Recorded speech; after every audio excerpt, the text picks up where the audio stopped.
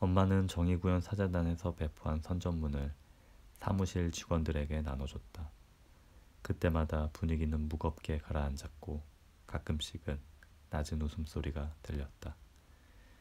이 양은 조신하게 있다가 시집갈 생각이나 하라고.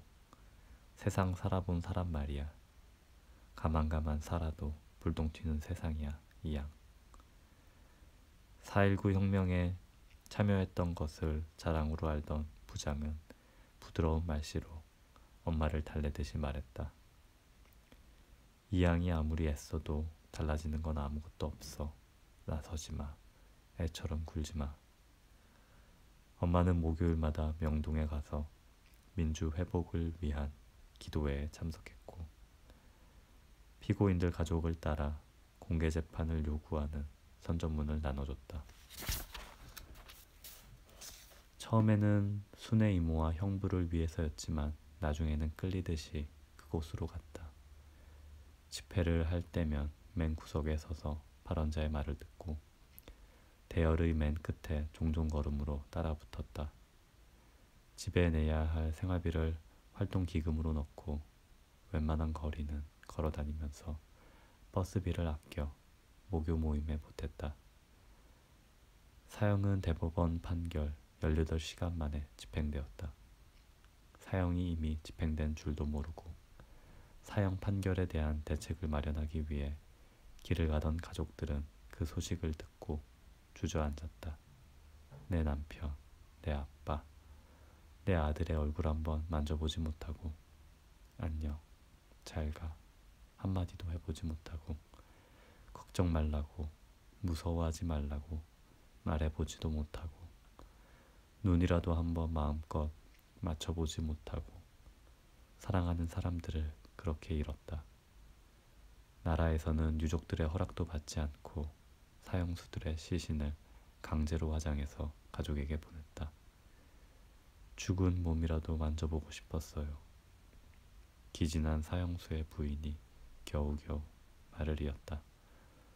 엄마는 그 자리에 오래 있지 못하고 밖으로 나왔다. 세상은 사람에 대한 사람의 사랑을 제 목숨을 몇 번이고 팔아서라도 사람을 살려내고 싶다는 그 간절한 마음을 도리어 비웃었다.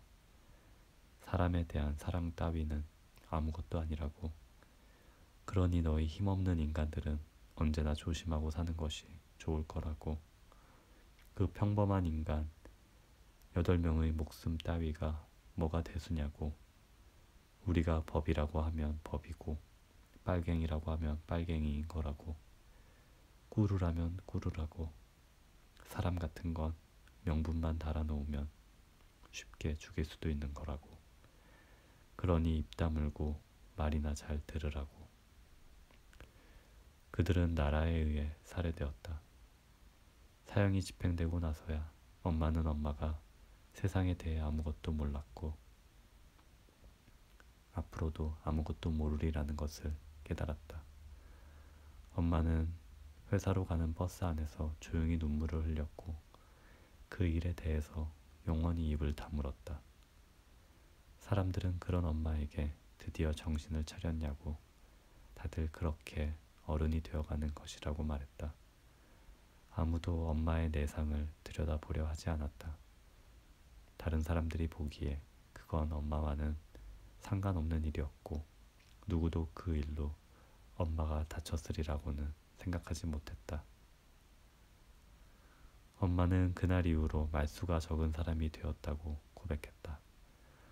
엄마가 그 일에 대해 내뱉었던 그 순진했던 모든 말들과 이상주의에 기댄 세상에 대한 몰이해가 부끄러웠고 세상의 단단함이 상식으로는 도저히 뚫고 들어갈 수 없는 그 단단한 벽이 엄마를 침묵하게 했다. 엄마의 침묵을 깨트린 건 의외의 사람이었다.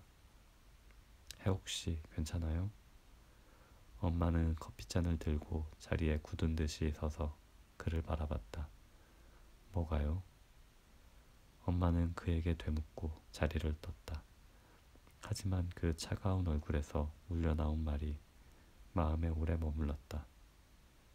그것이 입사한 지 1년 만에 엄마와 아빠가 처음으로 나눈 개인적 대화였다. 아빠는 25이 되던 해 첫 번째 아내와 사별하고 5년을 혼자 지낸 사람이었다.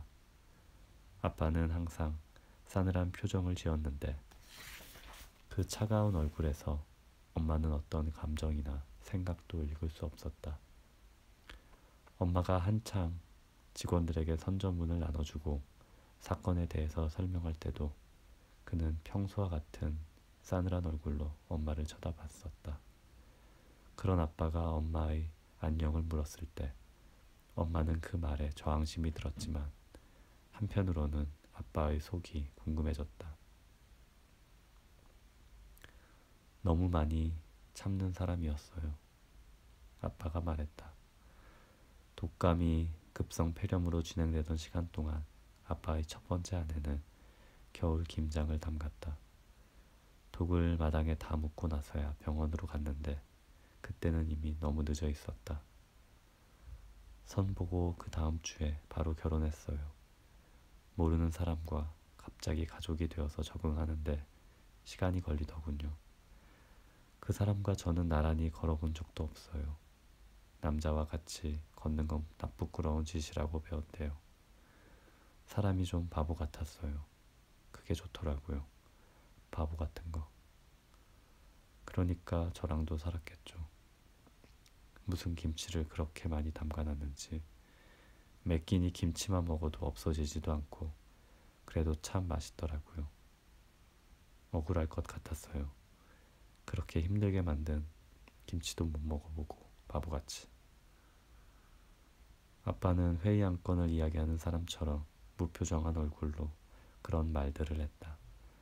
허세나 과장이 없는 아빠의 말들을 들으면서 엄마는 순의 이모를 떠올렸다.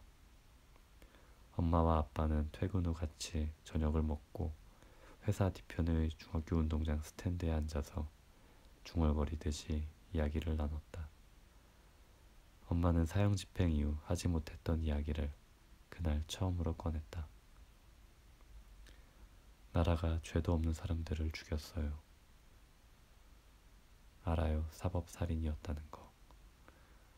그런데 그때는 왜 그런 얼굴이었어요?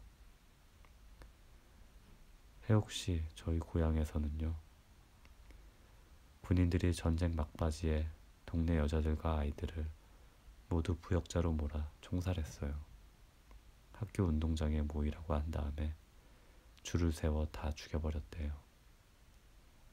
어머니는 저를 안고 광 속에 숨어서 살아남으셨지만 평생 죄의식을 갖고 사셨어요. 우리는 운이 좋아 살아남은 거라고 말씀하시면서 어릴 때부터 생각했어요. 왜 그 사람들은 죽고 나는 살았는지. 어떻게 사람이 사람을 그렇게 쉽게 죽여버릴 수 있었는지.